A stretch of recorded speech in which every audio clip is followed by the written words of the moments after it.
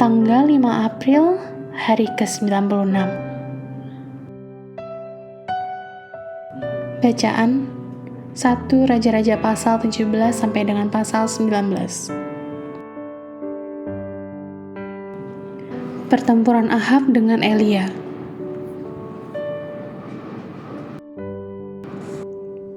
Garis besar, tanpa gambar gembor atau pengumuman, Nabi Elia muncul dalam kisah sejarah Israel untuk memprediksi kekeringan yang parah pada masa pemerintahan Raja Ahab. Pada puncak kekeringan, Nabi kembali untuk menantang Ahab dan para Nabi Baal untuk pertempuran para dewa di Gunung Karmel. Dalam tampilan kuasa dan keagungan yang berapi-api, Tuhan mengkonsumsi korban-pengorbanan Elia dan bahkan kayu, batu, tanah, dan air di sekitarnya, membuktikan kepada bangsa yang memandang bahwa Dia sendiri adalah Tuhan Allah. Ketika berita kemenangan Elia sampai di telinga Ratu Isabel bersumpah untuk mengakhiri hidup Elia. Sekali lagi Nabi kembali ke pengasingan, di mana Tuhan melayani hamba yang lelah dan putus asa.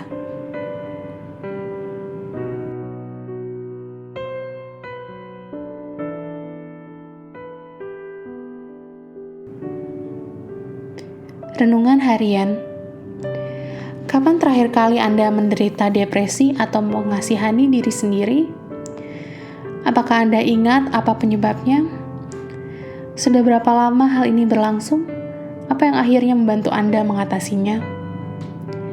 Dalam 1 Raja-Raja pasal 19, Anda akan melihat Elia dalam salah satu suasana hati yang susah itu.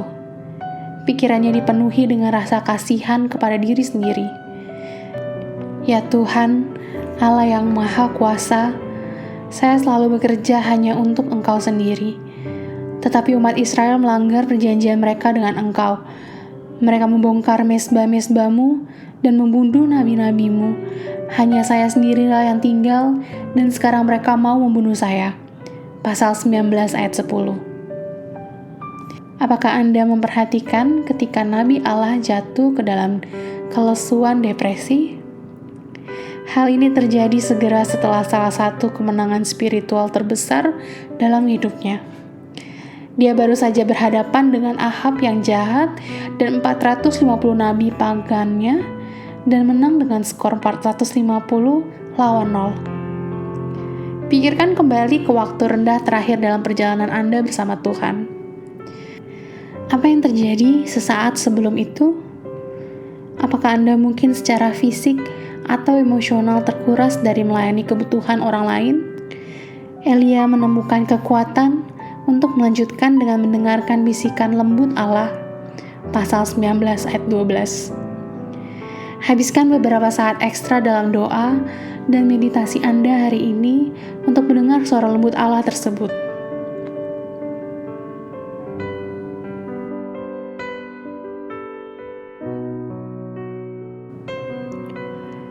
Untuk menghancurkan keputusasaan, renungkanlah masalah yang kamu hadapi.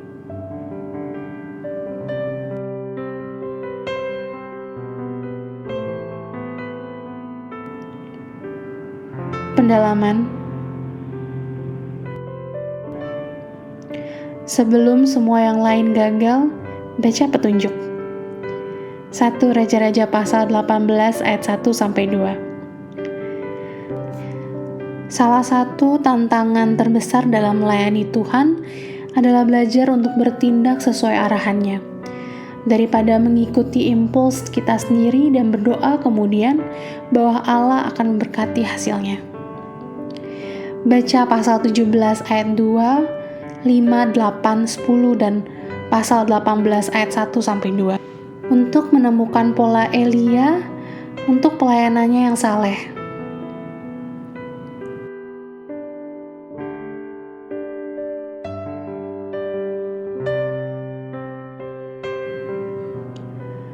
Nabi adalah pesan. 1 Raja-Raja pasal 18 ayat 39. Ketika Tuhan membakar kurban Elia, orang-orang mulai menyanyikan, "Tuhan itu Allah, sungguh Tuhan itu Allah. Pasal 18 ayat 39. Yang cukup menarik, nama Elia berarti Tuhan adalah Allahku. Meskipun nyanyian dan nama itu tidak diucapkan dengan cara yang persis sama, dampak pelayanan Elia dan arti namanya sama.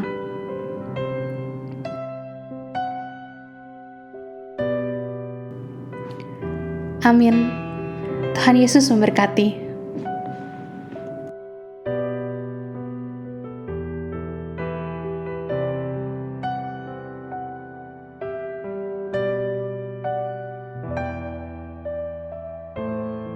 Satu Raja-Raja pasal 17. Elia di tepi sungai Kerit.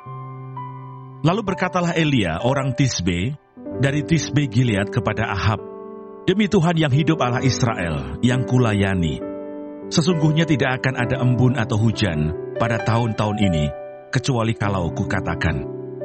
Kemudian datanglah firman Tuhan kepadanya, "Pergilah dari sini, berjalanlah ke timur, dan bersembunyilah di tepi sungai Kerit, di sebelah timur sungai Yordan. Engkau dapat minum dari sungai itu, dan burung-burung gagak telah kuperintahkan untuk memberi makan engkau di sana." Lalu ia pergi dan ia melakukan seperti firman Tuhan. Ia pergi dan diam di tepi sungai Kerit, di sebelah timur sungai Yordan. Pada waktu pagi dan petang, burung-burung gagak membawa roti dan daging kepadanya, dan ia minum dari sungai itu. Elia dan janda di Sarfat. Tetapi sesudah beberapa waktu, sungai itu menjadi kering, sebab hujan tiada turun di negeri itu. Maka datanglah firman Tuhan kepada Elia, "Bersiaplah, pergi ke Sarfat, yang termasuk wilayah Sidon, dan diamlah di sana. Ketahuilah, aku telah memerintahkan seorang janda untuk memberi engkau makan." Sesudah itu ia bersiap, lalu pergi ke Sarfat. Setelah ia sampai ke pintu gerbang kota itu, tampaklah di sana seorang janda sedang mengumpulkan kayu api. Ia berseru kepada perempuan itu, katanya, "Cobalah ambil bagiku sedikit air dalam kendi, supaya aku minum." Ketika perempuan itu pergi mengambilnya, ia berseru lagi, "Cobalah ambil juga bagiku sepotong roti." Perempuan itu menjawab, "Demi Tuhan Allahmu yang hidup, sesungguhnya tidak ada roti padaku sedikit pun, kecuali segenggam tepung dalam tempayan, dan sedikit minyak dalam buli-buli. Dan sekarang aku sedang mengumpulkan 2-3 potong kayu api. Kemudian aku mau pulang dan mengolahnya bagiku dan bagi anakku. Dan setelah kami memakannya, maka kami akan mati." Tetapi Elia berkata kepadanya, "Janganlah takut, pulanglah. Buatlah seperti yang kau katakan. Tetapi buatlah lebih dahulu bagiku sepotong roti bundar kecil daripadanya, dan bawalah kepadaku. Kemudian barulah kau buat bagimu dan bagi anakmu. Sebab beginilah firman Tuhan Allah Israel, tepung dalam tempayan itu tidak akan habis, dan minyak dalam buli-buli itu pun tidak akan berkurang, sampai pada waktu Tuhan memberi hujan ke atas muka bumi." Lalu pergilah perempuan itu dan berbuat seperti yang dikatakan Elia. Maka perempuan itu dan dia, serta anak perempuan itu, mendapat makan beberapa waktu lamanya. Tepung dalam tempayan itu tidak habis, dan minyak dalam buli-buli itu tidak berkurang, seperti firman Tuhan yang diucapkannya dengan perantaraan Elia. Sesudah itu anak dari perempuan pemilik rumah itu jatuh sakit, dan sakitnya itu sangat keras, sampai tidak ada nafasnya lagi. Kata perempuan itu kepada Elia, "Apakah maksudmu datang kemari, ya abdi Allah? Singgahkah engkau kepadaku untuk mengingatkan kesalahanku dan untuk menyebabkan anakku mati?" Kata Elia kepadanya, "Berikanlah anakmu itu kepadaku." Elia mengambilnya dari pangkuan perempuan itu dan membawanya naik ke kamarnya di atas dan membaringkan anak itu di tempat tidurnya. Sesudah itu ia berseru kepada Tuhan, katanya, "Ya Tuhan Allahku, apakah engkau menimpakan kemalangan ini atas janda ini juga, yang menerima aku sebagai penumpang dengan membunuh anaknya?" Lalu ia mengunjurkan badannya di atas anak itu 3 kali dan berseru kepada Tuhan, katanya, "Ya Tuhan Allahku, pulangkanlah kiranya nyawa anak ini ke dalam tubuhnya." Tuhan mendengarkan permintaan Elia itu, dan nyawa anak itu pulang ke dalam tubuhnya, sehingga ia hidup kembali. Elia mengambil anak itu. Ia membawanya turun dari kamar atas ke dalam rumah dan memberikannya kepada ibunya. Kata Elia, "Ini anakmu, ia sudah hidup." Kemudian kata perempuan itu kepada Elia, "Sekarang aku tahu bahwa engkau abdi Allah dan firman Tuhan yang kau ucapkan itu adalah benar." 1 Raja-Raja pasal 18. Obadja pegawai Ahab bertemu dengan Elia. Dan sesudah beberapa lama, datanglah firman Tuhan kepada Elia dalam tahun yang ketiga. "Pergilah, perlihatkanlah dirimu kepada Ahab, sebab aku hendak memberi hujan ke atas muka bumi." Lalu pergilah Elia memperlihatkan diri kepada Ahab. Adapun kelaparan itu berat di Samaria. Sebab itu Ahab telah memanggil Obadja yang menjadi kepala istana. Obadja itu seorang yang sungguh-sungguh takut akan Tuhan.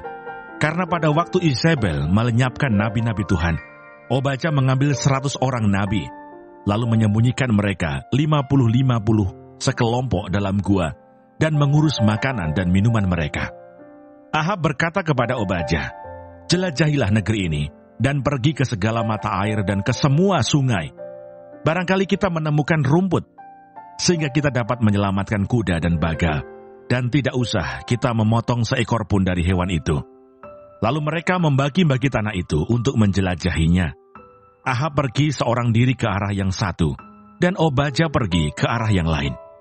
Sedang Obadja di tengah jalan, ia bertemu dengan Elia. Setelah mengenali dia, ia sujud serta bertanya, "Engkaukah ini, hai tuanku Elia?" Jawab Elia kepadanya, "Benar. Pergilah, katakan kepada tuanmu, Elia ada." Tetapi jawab Obadja, "Apakah dosa yang telah kuperbuat? Maka engkau hendak menyerahkan hambamu ini kepada Ahab, supaya aku dibunuhnya?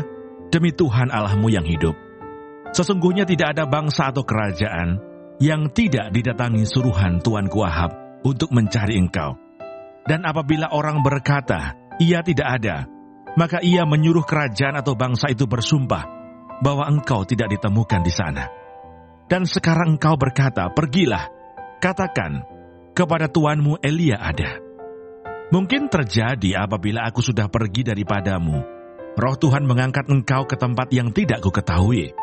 Kalau aku sampai kepada Ahab untuk memberitahukannya, dan engkau tidak didapatinya, tentulah ia akan membunuh aku. Padahal hambamu ini dari sejak kecil takut akan Tuhan. Tidakkah diberitahukan kepada tuanku apa yang telah kulakukan pada waktu Izebel membunuh nabi-nabi Tuhan? Bagaimana aku menyembunyikan 100 orang nabi-nabi Tuhan dalam gua, 50 sekelompok, dan mengurus makanan dan minuman mereka. Dan sekarang, mengapa engkau ini berkata, pergilah, katakan kepada tuanmu, Elia ada. Ia pasti akan membunuh aku. Jawab Elia, demi Tuhan semesta alam yang hidup, yang kulayani, sesungguhnya hari ini juga aku akan memperlihatkan diri kepadanya. Elia bertemu dengan Ahab. Lalu pergilah Obadja menemui Ahab dan memberitahukan hal itu kepadanya. Kemudian Ahab pergi menemui Elia. Segera sesudah Ahab melihat Elia, ia berkata kepadanya, "Engkaukah itu yang mencelakakan Israel?" Jawab Elia kepadanya, "Bukan aku yang mencelakakan Israel, melainkan engkau ini dan kaum keluargamu. Sebab kamu telah meninggalkan perintah-perintah Tuhan, dan engkau ini telah mengikuti para Baal. Sebab itu suruhlah mengumpulkan seluruh Israel ke Gunung Karmel, juga nabi-nabi Baal yang 450 orang itu, dan nabi-nabi Asyera yang 400 itu, yang mendapat makan dari meja istana Izebel." Elia di Gunung Karmel. Ahab mengirim orang ke seluruh Israel dan mengumpulkan nabi-nabi itu ke Gunung Karmel. Lalu Elia mendekati seluruh rakyat itu dan berkata, "Berapa lama lagi kamu berlaku timpang dan bercabang hati? Kalau Tuhan itu Allah, ikutilah dia, dan kalau Baal, ikutilah dia." Tetapi rakyat itu tidak menjawabnya sepatah kata pun.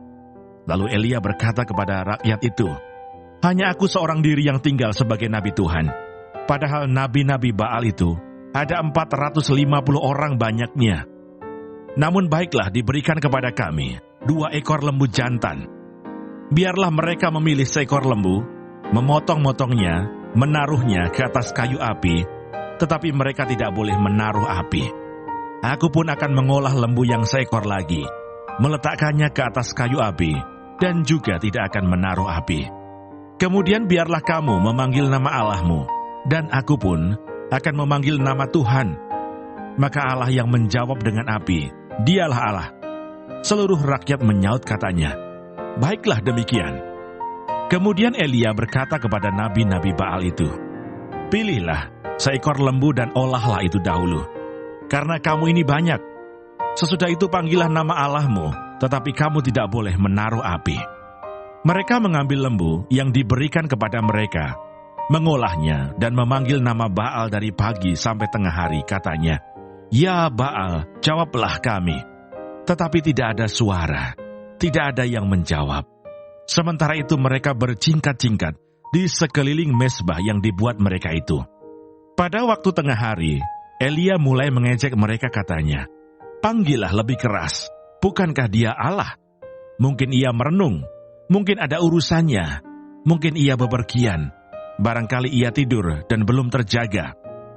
Maka mereka memanggil lebih keras, serta menoreh-noreh dirinya dengan pedang dan tombak, seperti kebiasaan mereka, sehingga darah bercucuran dari tubuh mereka. Sesudah lewat tengah hari, mereka kerasukan sampai waktu mempersembahkan korban petang, tetapi tidak ada suara, tidak ada yang menjawab, tidak ada tanda perhatian. Kata Elia kepada seluruh rakyat itu, datanglah dekat kepadaku. Maka mendekatlah seluruh rakyat itu kepadanya. Lalu ia memperbaiki mezbah Tuhan yang telah diruntuhkan itu. Kemudian Elia mengambil 12 batu, menurut jumlah suku keturunan Yakub. Kepada Yakub ini telah datang firman Tuhan, engkau akan bernama Israel. Ia mendirikan batu-batu itu menjadi mezbah demi nama Tuhan, dan membuat suatu parit sekeliling mezbah itu, yang dapat memuat 2 sukat benih. Ia menyusun kayu api, memotong lembu itu, dan menaruh potongan-potongannya di atas kayu api itu.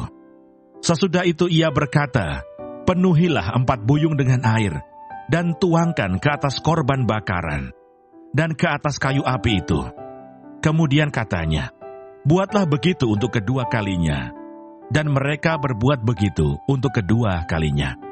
Kemudian katanya, buatlah begitu untuk ketiga kalinya, dan mereka berbuat begitu untuk ketiga kalinya, sehingga air mengalir sekeliling mezbah itu. Bahkan parit itu pun penuh dengan air. Kemudian pada waktu mempersembahkan korban petang, tampillah Nabi Elia dan berkata, ya Tuhan Allah Abraham, Ishak dan Israel, pada hari ini biarlah diketahui orang, bahwa engkaulah Allah di tengah-tengah Israel, dan bahwa aku ini hambamu, dan bahwa atas firman-Mu lah aku melakukan segala perkara ini. Jawablah aku ya Tuhan, jawablah aku, supaya bangsa ini mengetahui bahwa engkaulah Allah ya Tuhan, dan engkaulah yang membuat hati mereka tobat kembali. Lalu turunlah api Tuhan menyambar habis korban bakaran, kayu api, batu, dan tanah itu. Bahkan air yang dalam parit itu habis dijilatnya. Ketika seluruh rakyat melihat kejadian itu, sujudlah mereka serta berkata, Tuhan, dialah Allah, Tuhan, dialah Allah. Kata Elia kepada mereka, tangkaplah nabi-nabi Baal itu, seorang pun dari mereka tidak boleh luput. Setelah ditangkap, Elia membawa mereka ke sungai Kison dan menyembelih mereka di sana. Kemudian berkatalah Elia kepada Ahab, pergilah, makanlah dan minumlah, sebab bunyi derau hujan sudah kedengaran. Lalu Ahab pergi untuk makan dan minum. Tetapi Elia naik ke puncak gunung Karmel, lalu ia membungkuk ke tanah dengan mukanya di antara kedua lututnya. Setelah itu ia berkata kepada bujangnya, naiklah ke atas, lihatlah ke arah laut. Bujang itu naik ke atas, ia melihat dan berkata, tidak ada apa-apa. Kata Elia, pergilah sekali lagi. Demikianlah sampai 7 kali. Pada ke-7 kalinya berkatalah bujang itu, wah, awan kecil sebesar telapak tangan timbul dari laut. Lalu kata Elia, pergilah, katakan kepada Ahab, pasang keretamu dan turunlah, jangan sampai engkau terhalang oleh hujan. Maka dalam sekejap mata langit menjadi kelam oleh awan badai. Lalu turunlah hujan yang lebat. Ahab naik kereta, lalu pergi ke Yisrael. Tetapi kuasa Tuhan berlaku atas Elia. Ia mengikat pinggangnya dan berlari mendahului Ahab sampai ke jalan yang menuju Yisrael. 1 Raja-Raja pasal 19. Elia ke Gunung Horeb. Ketika Ahab memberitahukan kepada Isabel segala yang dilakukan Elia, dan perihal Elia membunuh semua nabi itu dengan pedang, maka Isabel menyuruh seorang suruhan mengatakan kepada Elia, "Beginilah kiranya para Allah menghukum aku. Bahkan lebih lagi daripada itu, jika besok kira-kira pada waktu ini, aku tidak membuat nyawamu sama seperti nyawa salah seorang dari mereka itu, maka takutlah ia, lalu bangkit dan pergi menyelamatkan nyawanya." Dan setelah sampai ke Berseba, yang termasuk wilayah Yehuda, ia meninggalkan bujangnya di sana. Tetapi ia sendiri masuk ke padang gurun sehari perjalanan jauhnya, lalu duduk di bawah sebuah pohon arar. Kemudian ia ingin mati, katanya. "Cukuplah itu, sekarang ya Tuhan, ambillah nyawaku, sebab aku ini tidak lebih baik daripada nenek moyangku." Sesudah itu ia berbaring dan tidur di bawah pohon arar itu. Tetapi tiba-tiba seorang malaikat menyentuh dia serta berkata kepadanya, "Bangunlah, makanlah." Ketika ia melihat sekitarnya, maka pada sebelah kepalanya ada roti bakar dan sebuah kendi berisi air. Lalu ia makan dan minum, kemudian berbaring pula. Tetapi malaikat Tuhan datang untuk kedua kalinya dan menyentuh dia serta berkata, "Bangunlah, makanlah. Sebab kalau tidak, perjalananmu nanti terlalu jauh bagimu." Maka bangunlah ia, lalu makan dan minum. Dan oleh kekuatan makanan itu, ia berjalan 40 hari, 40 malam lamanya, sampai ke gunung Allah, yakni Gunung Horeb. Allah menyatakan diri di Gunung Horeb. Di sana masuklah ia ke dalam sebuah gua dan bermalam di situ. Maka firman Tuhan datang kepadanya demikian, "Apakah kerjamu di sini, hai Elia?" Jawabnya, "Aku bekerja segiat-giatnya bagi Tuhan, Allah semesta alam, karena orang Israel meninggalkan perjanjianmu, meruntuhkan mesbah-mesbahmu, dan membunuh nabi-nabimu dengan pedang. Hanya aku seorang dirilah yang masih hidup, dan mereka ingin mencabut nyawaku." Lalu firman-Nya, "Keluarlah dan berdiri di atas gunung itu di hadapan Tuhan." Maka Tuhan lalu, angin besar dan kuat yang membelah gunung-gunung dan memecahkan bukit-bukit batu, mendahului Tuhan. Tetapi tidak ada Tuhan dalam angin itu. Dan sesudah angin itu datanglah gempa. Tetapi tidak ada Tuhan dalam gempa itu. Dan sesudah gempa itu datanglah api. Tetapi tidak ada Tuhan dalam api itu. Dan sesudah api itu datanglah bunyi angin sepoi-sepoi basah. Segera sesudah Elia mendengarnya, ia menyelubungi mukanya dengan jubahnya, lalu pergi keluar dan berdiri di pintu gua itu. Maka datanglah suara kepadanya yang berbunyi, "Apakah kerjamu di sini, hai Elia?" Jawabnya, "Aku bekerja segiat-giatnya bagi Tuhan, Allah semesta alam, karena orang Israel meninggalkan perjanjianmu, meruntuhkan mesbah-mesbahmu, dan membunuh nabi-nabimu dengan pedang. Hanya aku seorang dirilah yang masih hidup, dan mereka ingin mencabut nyawaku." Firman Tuhan kepadanya, "Pergilah, kembalilah ke jalanmu melalui padang gurun ke Damsyik, dan setelah engkau sampai, engkau harus mengurapi Hazael menjadi raja atas Aram. Juga Yehu, cucu Nimsi, haruslah kau urapi menjadi raja atas Israel, dan Elisa bin Safat dari Abel Mehola harus kau urapi menjadi nabi menggantikan engkau. Maka siapa yang terluput dari pedang Hazael akan dibunuh oleh Yehu, dan siapa yang terluput dari pedang Yehu akan dibunuh oleh Elisa. Tetapi aku akan meninggalkan 7.000 orang di Israel, yakni semua orang yang tidak sujud menyembah Baal dan yang mulutnya tidak mencium dia." Elisa terpanggil. Setelah Elia pergi dari sana, ia bertemu dengan Elisa bin Safat yang sedang membajak 12 pasang lembu sedang ia sendiri mengebudikan yang ke-12. Ketika Elia lalu dari dekatnya, ia melemparkan jubahnya kepadanya. Lalu Elisa meninggalkan lembu itu dan berlari mengikuti Elia, katanya, "Biarkanlah aku mencium ayahku dan ibuku dahulu, lalu aku akan mengikuti engkau." Jawabnya kepadanya, "Baiklah, pulang dahulu, dan ingatlah apa yang telah kuperbuat kepadamu." Lalu berbaliklah ia daripada Elia. Ia mengambil pasangan lembu itu, menyembelihnya, dan memasak dagingnya dengan bajak lembu itu sebagai kayu api. Ia memberikan daging itu kepada orang-orangnya, kemudian makanlah mereka. Sesudah itu, bersiaplah ia, lalu mengikuti Elia dan menjadi pelayannya.